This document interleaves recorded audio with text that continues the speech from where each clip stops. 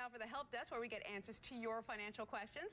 With me this hour, Mack is the president of Optimum Capital Management, and Doug Flynn, he's a certified financial planner and founder of Flynn Zito. Thanks for being here today, guys. Our first question is from Simi Ray, who writes in, I'm a 22-year-old college student, and I have $20,000 in debt, not including student loans. I have considered bankruptcy because I want to start fresh.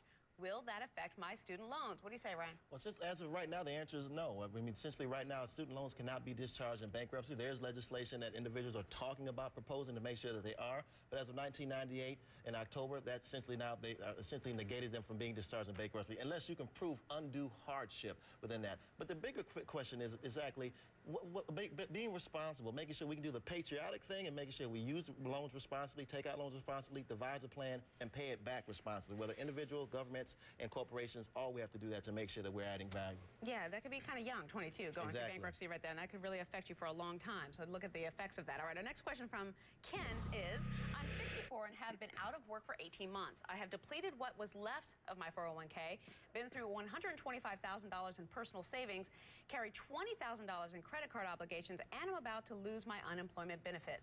Is there a way back, Doug? Well, the first thing that comes to mind is if you're 64 and you spent that much money in that short period of time, a year and a half, two things pop up. One, you're probably spending $100,000 a year and haven't changed your lifestyle, being out of work. And two, you were completely not prepared for retirement at 64 if money that was supposed to last you the rest of your life was completely gone through in 18 months. So the problem is this person was probably already on a way to working for their entire life. They just overspent. And the bigger issue is what should have happened was 3 or 6 months into the unemployment, that's when you have to go into crisis mode. You don't wait till the very last dollar. So what can he do now? Anything?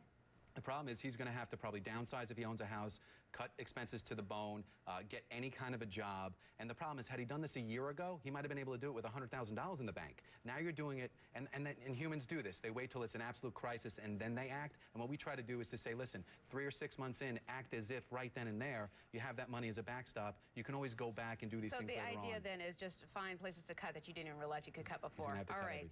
Thanks so much, gentlemen, for helping us out. If you have a question you want to get answered, let us know. Send us an email anytime to CNN Help Desk at CNN.com.